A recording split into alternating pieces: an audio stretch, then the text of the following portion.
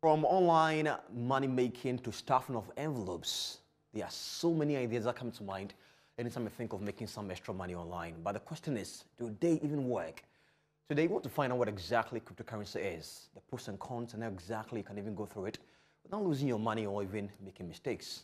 I am Bright Amani, and this is Good Afternoon, Ghana.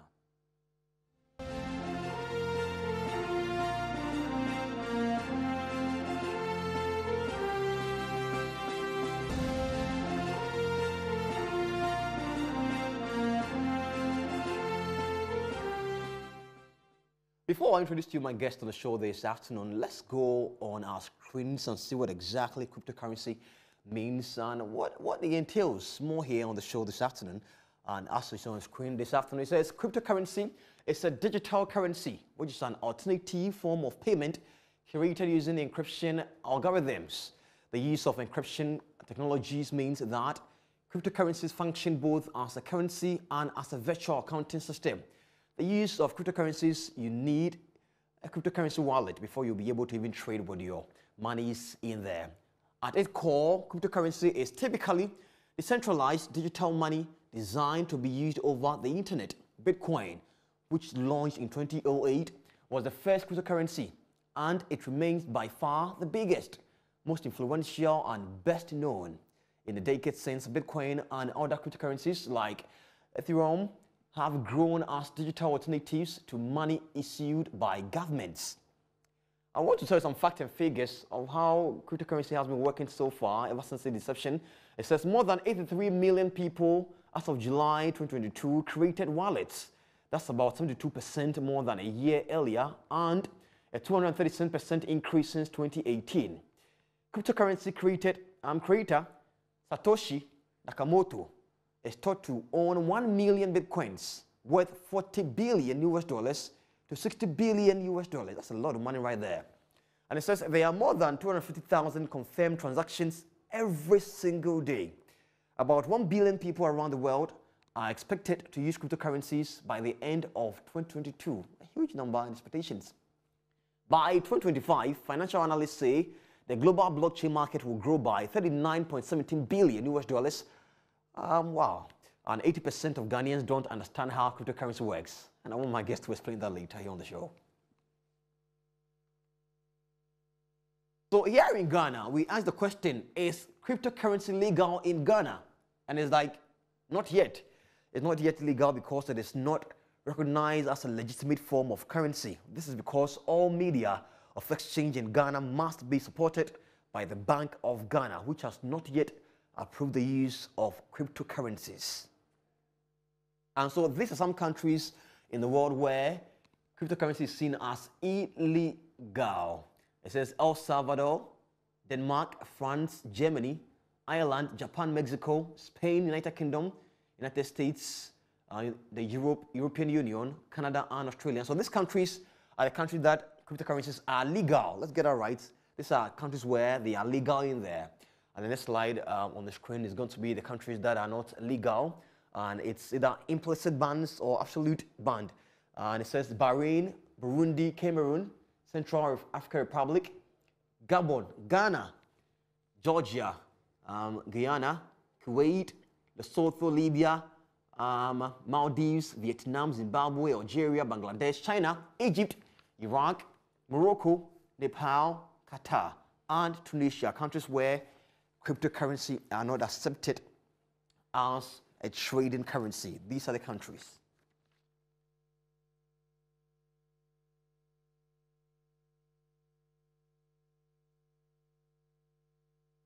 And so here in Ghana, pressure is mounting on the Ghanaian government to regulate cryptocurrency trading. Now, currently deemed illegal by the central bank, the bank last year warned people to stop trading in digital currencies altogether. But the trend is growing in Ghana. As in many African countries, Ghanaian journalist Nabil Ahmed filed this report for a Kenyan-based TV station, CGTN. Take a look. Nick Owusu has been trading in cryptocurrency for 6 years. Your bank account, as it were. He uses the digital currency for transactions such as money transfers and investments online. This is a type of currency whose price at any point in time is determined by the forces of demand and supply. So if the demand for Bitcoin goes up, the value also goes up. If the demand for Bitcoin reduces, the value goes down. There is a growing trend among Ghanaians trading in cryptocurrency due to the high return on investments, but the central bank says it is illegal because it is not regulated. When you have a currency whose value is so unstable, really, you really cannot use it effectively to meet any of the standard functions of money. And this is why I think there is a lot more emphasis on looking at digital money, which is backed by the state, backed by the central banks. Last year, cryptocurrency transfers to and from Africa reached more than $300 million, with Nigeria, South Africa, and Kenya doing most of the transactions.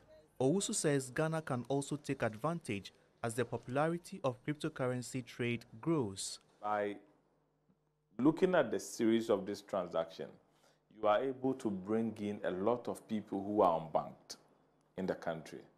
And once you can find a way to regulate these activities, it provides an avenue for revenue generation for the state. Still, there are concerns about people using cryptocurrency for fraudulent activities such as money laundering. Ghana's central bank has warned people not to trade with cryptocurrencies for now. It says it is in the process of introducing a digital currency which will be safer to use for trading than Bitcoin. Analysts, however, do not want the central bank to rule out trading in cryptocurrency entirely, but rather find ways of regulating it. The time has come for the regulator, which is the Bank of Ghana, to bring in experts. We can secure the services of experts from Europe, America, Israel to come in and then build the capacity of some people who are into financial technology to take it up. So those people can engage as players and also engage as help the regulator also manage the activities of crypto in Ghana. Nick Owusu agrees. He says trading in cryptocurrency will continue to happen despite the warnings against it. He strongly believes if it is regulated, Ghana's economy will benefit. Nabil Ahmed Rufai. On the story there by Nabil Ahmed Rufai, a Ghanaian journalist for CGTN in Kenya. And so still watching Good Afternoon Ghana here on Metro TV. When we come back from the break, I will introduce to you my guest for this topic. Stay with us.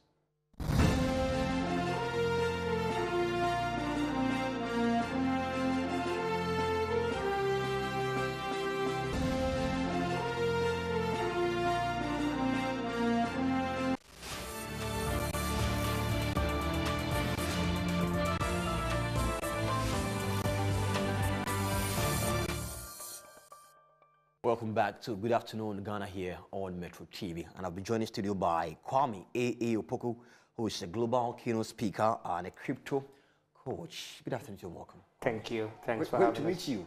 Great to meet you. Yeah. This is home, so it's good to be back home. Yeah, and I've been watching from afar. It's all good. The Elvis Justice Biddy is a medic and a financial trader. Good afternoon to you too. Good afternoon. Great. You smell of money. Does that make sense? Now, let's get into the discussion. And I know that crypto here in Ghana is not legally binded or legally a legal tender. Yeah. And you made a statement, it falls on that implicit. Implicit. Tell me about that. So I think I've read almost every single directive that the Bank of Ghana has brought in relation to cryptocurrency. And I think they've been quite specific in their sayings, which is, number one, it is not legal tender. So I don't expect the woman in Cantamanto to take it in place of the city. Right, and that's quite implicit. The second is that there is no regulations for which reason people should beware. Because if anything should go wrong, the Bank of Ghana will not be held responsible in any way. These are two things they've said.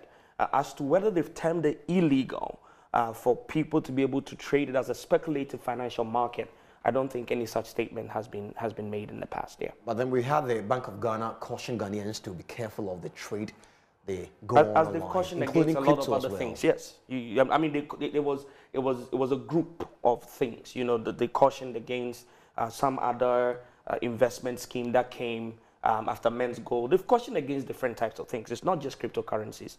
I think for anything that the bank has not yet regulated or has a full understanding of this framework and how it works, they always issue a warning to that. That's very normal. Yeah. Elvis, you were a trader. Yeah. You trade online. Yes.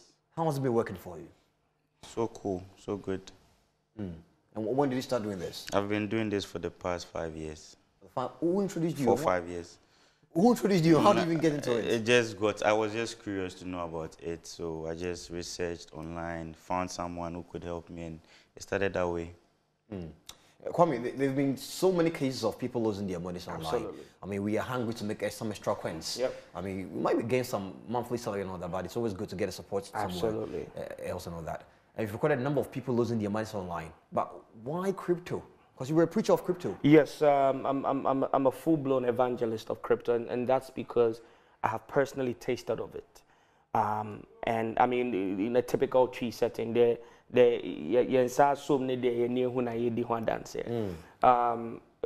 also started very full-timey about 3 or 4 years ago. I bought my first Bitcoin in 2014. I didn't really understand it.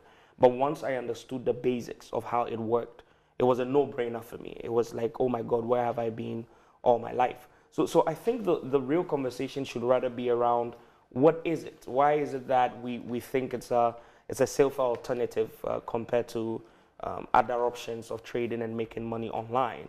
And just for clarity, maybe if you allow me, just to pinch in here. Dr. Elvis, you introduced me as a financial trader, which is because the financial markets exist. There are other financial markets outside crypto. So there are about 5 or 6 of them. We have Forex, which a lot of people know about, which a lot of governments and a lot of countries actually accept. So we have Forex. We have synthetics, which is sort of an artificial version of, or a synthesized version of trading. We have commodities. We have stocks, which is what a lot of people know, and it's very legal. I can buy shares in MTN grows, I make money.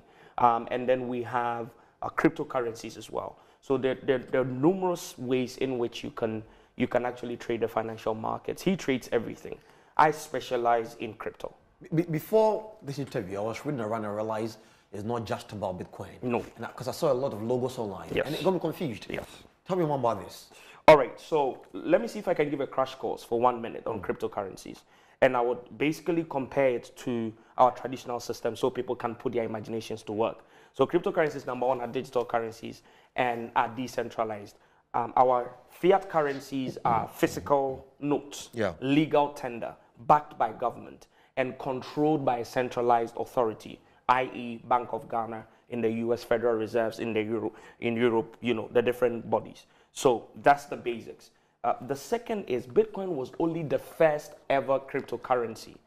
It's the same way in our country now. I'm sure, brother, you know that everybody calls toothpaste Pepsodent.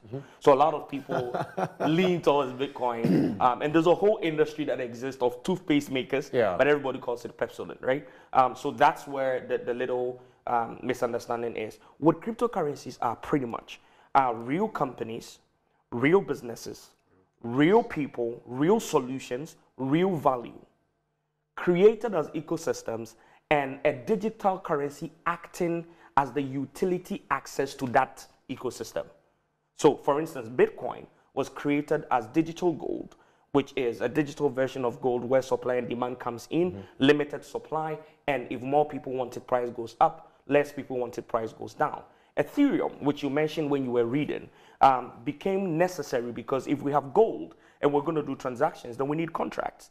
In the physical world or in the traditional world, we have law and we have agreements and we have paper contracts. So in the digital currency ecosystem, Ethereum came up and said, what if we put what I say I will do for you and what you say you will do for me in code, so that the code becomes a smart contract. So Ethereum created that as a real solution, as a business that actually, reports on quarterly reports and all of that. Something like Binance then became the marketplace, the Forex Bureau, where you can take your cedi and get dollar, right? So Binance became the marketplace where you could buy one cryptocurrency and sell it, and they created their currency. So currently, if you go on CoinMarketCap or CoinGecko, which is sort of like the Ghana Stock Exchange of all traded currencies. There are about 20,000 of them. Each and every single one of them looking to solve a real problem, building a real business around it, and then people going, looking at what these people are trying to build, we think it might have value in the future, so we want to get in early. And that's basically what it is. So you're investing in real, tangible value propositions. We're not speculating on nothing. And this is what people probably should understand about cryptos. This is an interesting conversation. It's strictly financial. I don't know how you're feeling about this, but they don't find it. For the layperson out there, Yes. if you talk about crypto, can we say that is the new financial freedom? Can we say that? I'll let this man has made more money in it than Are you permitted to say that crypto is the new way to financial freedom? It is. Tell me about that. It is. Now, this is how it works, for cryptocurrencies. What we financial traders want is we want just a profit. It's just like you having a fiat currency. It doesn't, it doesn't grow, or you don't have any gain in it. But when you have these cryptocurrencies, your money either inflates, grows up, goes down. You can see that kind of growth. So for we as financial traders, I think this is the new financial freedom for people. Is there a particular minimum or premium before you invest into it? How do you even invest in the first place? All right, so this is how it works.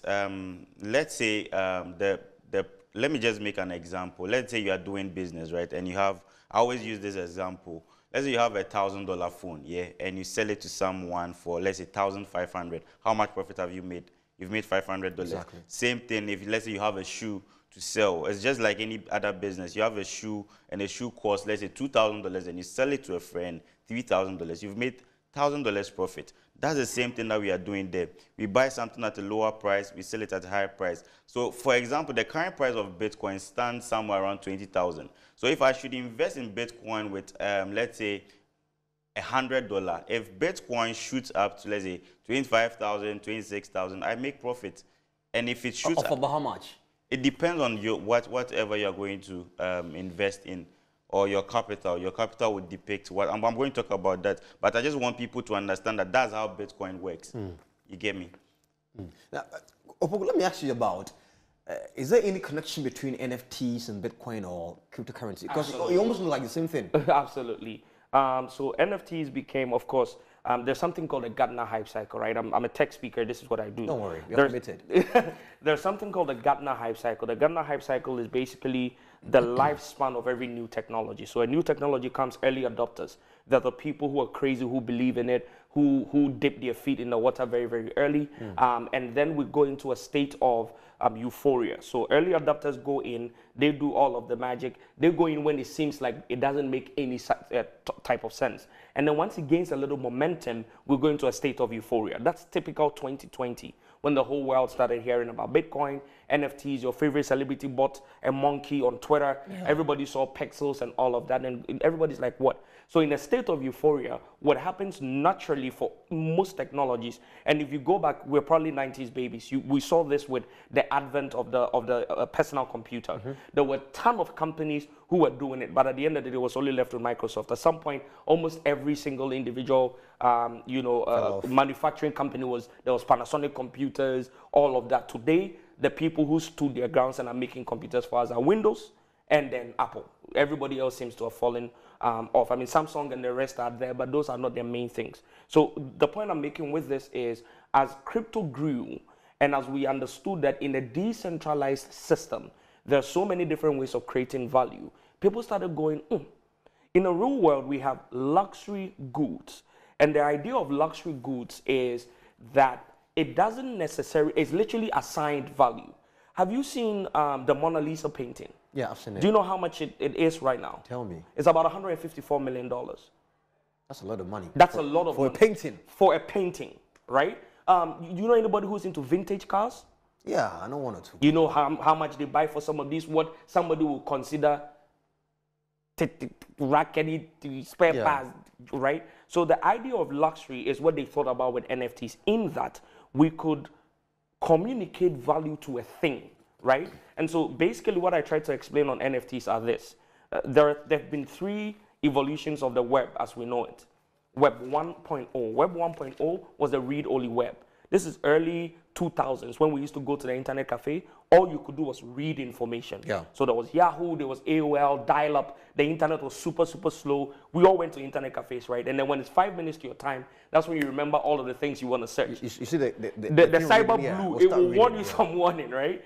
That's Web 1.0. All you can do is read. Web 2.0 was the advent of email and social media. A lot of people think it's Facebook. No, it's not Facebook. It was High Five and MySpace, right? I was on High Five. I was on MySpace. I was on Facebook in 2008. Immediately started. I'm an early adopter of tech. I've always loved it. So Web 2.0, sorry, meant you could now read and write. And with that came user-generated content. And that gave us the birth of influencers. Because all of a sudden, we could also contribute to the internet. So writing captions, Twitter, Instagram, Facebook, all of these things came, Web 2.0. So Web 1, read. Web 2, read and write. Web 3, which is cryptocurrencies. The trading platforms. The trading platforms, NFTs, decentralized systems is, okay, if we can read and we can write, why can't we own? So the idea of NFTs is fractional ownership of the internet. Because in Web 2.0, when you had a Facebook page and you say, I own a Facebook page, do you? Because if you woke up tomorrow and the Facebook servers are shut down, where is your page? You didn't really own anything. You just spoke about shutting down. Yes. When one website shuts down, doesn't affect any other thing on it. Everybody. But in Web 3.0, that doesn't happen. If and by the way, I own Futures, Kwame.eth, that is an uncensorable, unshutdownable How is that possible? It's domain. technology. It's tech. This is where the blockchain technology comes in. So as we're shouting Bitcoin and NFTs, a lot of people have forgotten the underlying technology. The underlying technology is changing everything and the way the world works. In that, blockchain says we don't need a middle trusted man, like a bank, like the central bank, like the immigration. We don't need anybody to gatekeep anything for us. We're going to put all the records on a public ledger. So you can see it, he can see it, I can see it. If your computer is connected, your computer is witness, his computer is witness, my computer is witness. For anybody to doctor or cheat or try and run us, they need to come and change it on your block, on my block. So your block of data, his block of data, blockchain. So I'm able to see how much another person is making. How much they're making, which transaction, which agreement did we have. It's not just financial transactions. It's a public ledger. It's a data book of transactions that's open to the entire public. But I seem to be a bit worried about the fact that it is about tech and it could shut down. I know that NFTs, when NFTs shut down for even a second, every single bought item on the platform gets lost. No, that's not how it works. How does it work? So, in the blockchain, nothing can shut down. You could shut down. What's the potential possibility? What's the possibility of a shutdown? You need to get all of the... Nobody. You have to get all of our computers. You need to get every single validator or network in the chain to shut it down. That doesn't mean you never lose. You can lose. Those are two separate conversations. So you're talking about the probability that the chain would shut down. No.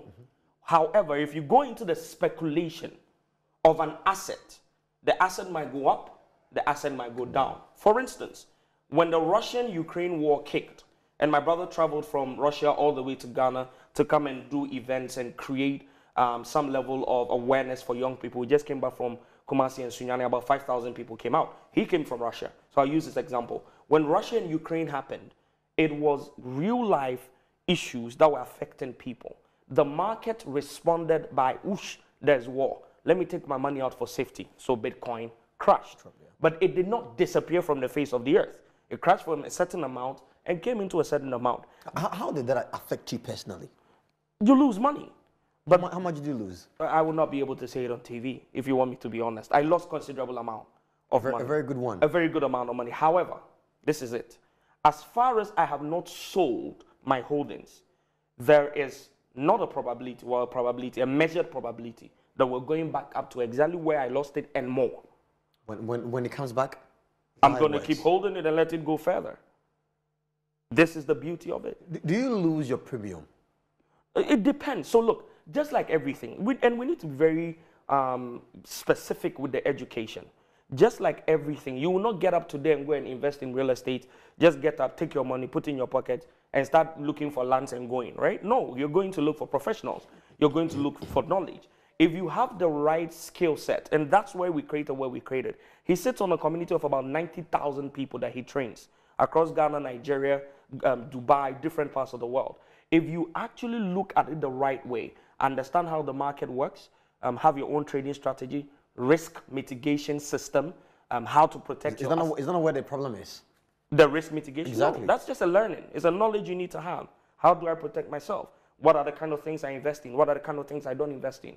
At which percentage of my money goes into what? It's all about the knowledge. That's the reason why young people like us who've tasted it, who've seen the upside, we know that people lose their money. And we can tell clearly why they lose their money. And that's the reason why we're trying to create the awareness. Let's stay a bit more on the risk aspect of that, where, according to my research, what you just played on TV, a number of 250,000 people are logging on to cryptocurrency each and every single day. Yes. Not everybody might understand how it works or how they're even going to make money. Right. But they're getting on there. Absolutely. What should we be doing? We'll share this question. What should we be doing? Let me have him answer this. Elvis. Yes. Take this question from me and I'll go back to Opoku. Seek the knowledge, get the knowledge is a skill, you know, and you have to also know that this is business. There are good days in business, there are bad days in business. You can't take that away from this. So it's a skill, you know, without you learning the skills. It's just like me, I'm now done with med school, you know. If I hadn't done 6 years of med school, I wouldn't have known how to, you know, diagnose a patient. So it's a skill that everyone is required to learn or study. It takes, should I say 6 to 1 year, you know, 6 months to 1 year, you should be good. That's a lot of days, I should say. If I want to make some quick money online and I'm going to cryptocurrency thinking I'll make money in the next 2 weeks or the next month. No. And I'm learning like That 6 months for a That year. is the biggest problem.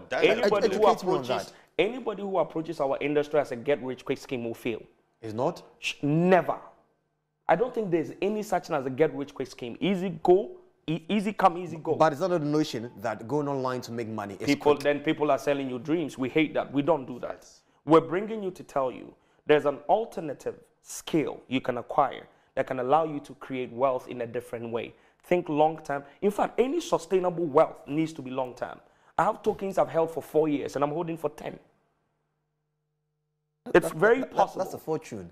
That's exactly. That's a fortune. Because those, again, not to cut my brother, people don't realize they're screaming, oh my God, those who bought Bitcoin at $1 are happy now. But you're talking $1 10 years ago.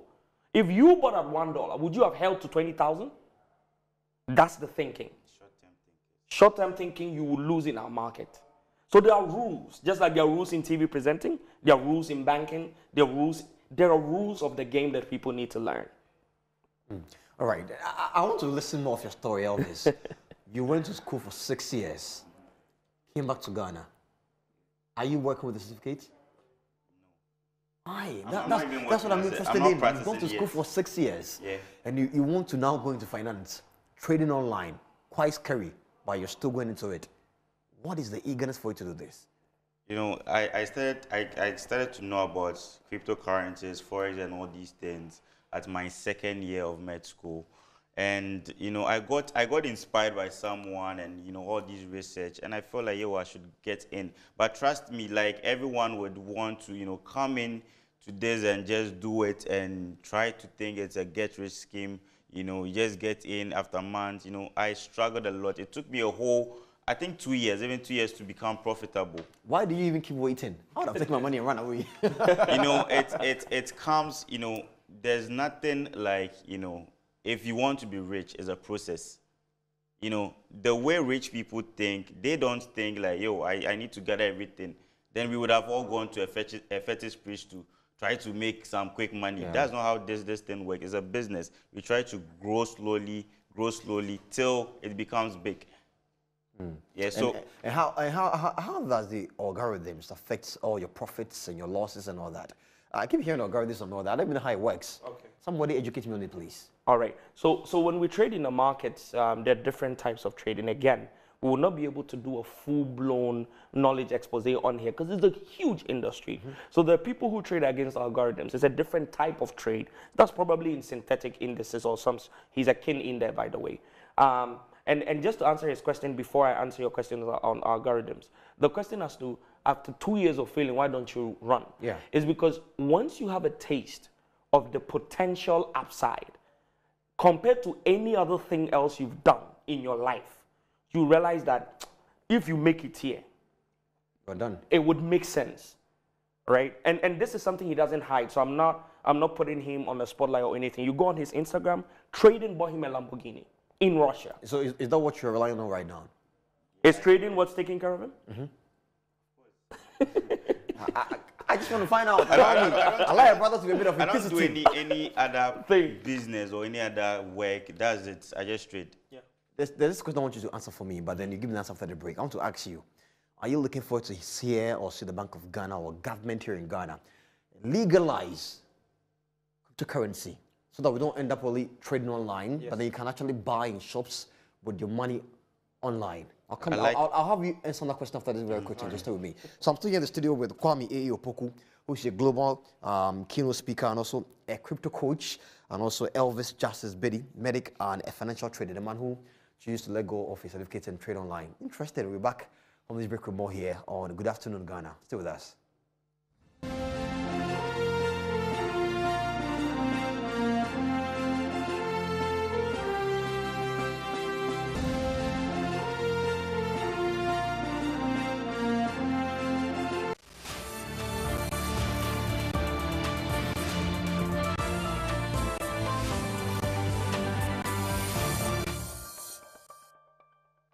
And we are live on DSTV channel 277 across all social media platforms, on Facebook and YouTube at Metro TV Ghana, on Twitter and Instagram at Metro TV GH. I am Bright Nanako Siem, and still here on Good Afternoon Ghana with Kwame A. Opoku, a global keynote speaker and a crypto coach, and also Elvis Justice Biddy, medic and a financial trader. So the question I asked you before the break, who's going first?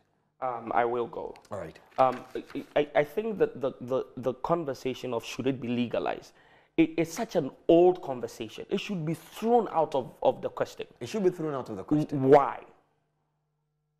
What is the blueprint that our financial system models after? Our reserve currency is the dollar. We take our loans from IMF and the World Bank. And we are just having an IMF conversation. That economy that you borrow from, what's their stand on crypto? Legal and regulated. Look at the countries you listed. Japan. In Dubai, I'm able to pay my taxi fare with Bitcoin. So the countries, the nation states that we look at, that we go to for help, that we go to for support, have already embraced the technology and are looking at ways in which the government benefits. It's regulated to protect both investors and those who are creating the projects to be invested in. And we that we go to borrow, we're here asking, should it be legalized? This is not a moral issue. The Bank of Ghana is looking for it to have the A-City, which they believe it's a CBDC. Yes. Cryptocurrency. It's a Is that not CBDC. enough excuse? It's a CBDC. Look, Nigeria launched the e-Naira about 6 months ago. Have you heard anything about it? You are into online trading. The app was so terrible. Nigerians reported it so much, it was removed from the App Store. So it's not working again? The e-Naira failed. It's ineffective. A CBDC, which is a central bank digital currency, is basically a digital version of the cedi. It's not a cryptocurrency. It's still centralized. Look, for anything to be a cryptocurrency, it needs to be decentralized. In that, the entire community owns it. No one group of people control it. They don't come and report inflations to us and give us formula. We all understand the thing. These are the economics behind the currency. This is how it regulates. This is the amount, a finite amount that exists. Because we look at our fiat, we just keep printing. The reason why the globe, the world is about to go into a recession, because America printed 1.9 trillion out of thin air during the pandemic, and was paying $1,400 every month to every American citizen out of nowhere. If you think our banking system, I'm not here to expose anybody, our banking system is basically a server of zeros and ones. If you look at your physical fiat money, it is written on it. This is a blank check. It's a legal tender that represents. It's a check. Before that, we used to trade stones and crowns. We used to use barter. If you wanted a cow and I wanted your daughter, we could exchange. So we've been using different forms of exchange. So I think the question, should it be legalized, is one of the things that we will waste so much time. The government will be too late in coming in. So you're saying that we should rather rely on the global trend like the cryptocurrency rather than invest in our own? I think that CBDCs have a role they play because people, I think the idea of a CBDC is if I trade and I get profit, I should be able to move it into my currencies, digital currency, and spend it without bringing it out. Because right now, when I have Bitcoin, I need to sell it to somebody who wants Bitcoin, and then they give me Ghana cedis. But if Ghana cedis has its own digital currency, then I can sell directly, get my ECD. My ECD is as much a currency as the Ghana cedi. So it does have its place, but that's not where you start from, because that would be a stable coin. It will be pegged to the cedi. So if the cedi is one cedi, ECD will be one cedi, right? The real conversations and the real regulation should be in the trading and the speculating of the asset. In people like Dr. Elvis and I, who turn to make profits in the market. Because in America, capital gains, you're paying about 18% to the government. So when somebody goes into a trade and they make $1 million, 18% is what? That's about $180,000 that's going to the government. That's how much money our governments are leaving on the table. The second biggest Bitcoin trading market in the world is Nigeria. That's how much Africa is in play. The second biggest. Across Africa, 2,100% growth in the last 2 years. It is Nigeria, Kenya, Ghana, South Africa. It's happening right under your noses. It's not illegal. You've only want people not to go in because you want to protect them as to when you regulate. I think the regulation conversation is far overdue. And I want us to educate our viewers on the illegalities and illegalities. When he says it's not illegal, I mean, there are two forms of legalities when it comes to this. They have the implicit, who doesn't make it like a legal tender to go and buy bread or egg out there with Bitcoin, but they can be traded online. It's a speculative market. You get it? Yes. So he's only hoping that Bitcoin, or let's say cryptocurrency, can be made legal with time, so I can actually go to a store and more and buying bread with my Bitcoin or my cryptocurrency. Am I correct? Absolutely. Give me your thought on this, please, Elvis. No, he said everything. He said everything. He's the crypto guy. I mean, I'm a forex stock. King of forex. That's why I'm just mute listening to him. He's a crypto guy, big crypto guy. Always in the next 2 years. The big question is, have you ever seen someone arrested for using Bitcoin? That's the question. Have you ever seen someone? No, not yet. So there's no problem in using Bitcoin. But I can't actually go to the shop and buy bread with Bitcoin. That's the only thing. That's the only thing. But that's the only people are using it. So with the BOG stuff, man. In the next 2 years, where do you want to see Ghana's finance when it comes to trading online and its legalities? Elvis, let me I want to see a lot of people, a lot of youth in this, get into this, in a proper way. Yes. In a well-structured manner. There should be people seeking education, not just coming in for the profit or just seeing eye and futurist, growing or making bags in this and they just want to troop in. People seeking, quality knowledge or quality education and, stabilizing or making profit and getting to understand how this whole thing works. Because in the next 5-10 years to come, man, technology will bloom up. And I don't want people to be left behind. Absolutely. Let's give ourselves a percentage. And so according to my research here, it says by the end of 2022, a number of 1 billion people would have signed on to cryptocurrency. Out of this 1 billion, what percentage are you going to give Ghanaians? Look, we're 38 million. So even if all of us joined, we'll still be a fraction of a fraction. But I want a percentage out of the 1 billion people. Look, if we can get a 20% or 30% of young people who are at least tech savvy to have an understanding of how these markets work and the opportunities that are available in it, I would be excited as a person for our generation, for the ability for everybody to create wealth, and specifically for the unbanked to have access to financial services. That's also another part that nobody seems to talk about. So 20-30%, I'll be happy. That's a very big thing to say, 20-30%, because I know that in the US, a number of 29% of millennial mothers or parents know about cryptocurrency and are investing in cryptocurrency. Yes, sir. And here in Ghana, you're looking for 30 or 20. That's a lot. That's a very big target to go for. Yes. But it is all good. We hope that at least, like you're saying, more education will be done. People will really understand what it means. Absolutely. And wouldn't just go into it because, hey, their friends are doing it, so they also go into it. Let's learn. Yes. Let's understand what it means. Absolutely. The risk might end up, you know, like he's That's the mentioned, most he's waiting. important Yeah. part. He's waiting for his money to actually go back once again before he can actually cash out or not. Yeah. But yeah, so we are wrapping up. Yes. Elvis, Dr. Elvis. I Yes, want to sir. call you doctor. He's a doctor. Yeah, I want to call you doctor finally. I'm not yet practicing, but okay. Okay, I heard him call you doctor one or two times, so I want to buy into that. The final word for Olivia. My final word is I want people to seek, you know, the knowledge, you know, don't, you know, searching or surfing around the internet doesn't give you the value that you want. Getting someone to teach you how it works. I mean, a legit person, you just can't go to anyone. Get someone to teach you how it works. It will help you. So I want everyone, especially the youth, to get involved in this. I'm not forcing anyone. Hey, if you can, you can. You know, if you can't, you can't. It's not for you. As simple as ABCD. You keep saying the youth. I cut That's some my people off. target. You know, that's my target. The youth. Maybe Futurist has his own target. Maybe You have your own target? Well, I just want anybody who wants to make money to look at this as an option. I always tell people when you're starting, diversify 1% to 3% of your net worth into this as a pilot. Understand it, learn, gain the knowledge, follow somebody who has a track record of doing it and doing it profitably, and then diversify just 3%, 1%, 2% of your net worth into it. Test it out for about a year. Make the decision for yourself. And maybe finally, the real reason why we're here, we're on tour. This young man has taken off his own pocket some of the profits he's made. About 15 speakers he's flying us around the world. We just finished Kumasi and Sunyani. About 5,000 people came out, KNUST and Usbet Hotel. And Saturday, tomorrow, 23rd, we are in UPSA, expecting about 4,000 people to come out. And all we're doing... free? For free. In fact, for free, with about 500 jobs that he's been able to strike a partnership with an online broker to give the young people to be able to do, including giveaways, item 13. You don't need to pay nothing. Item 13. Yes. My favorite. It has blessed us, and so we want to put the information out there.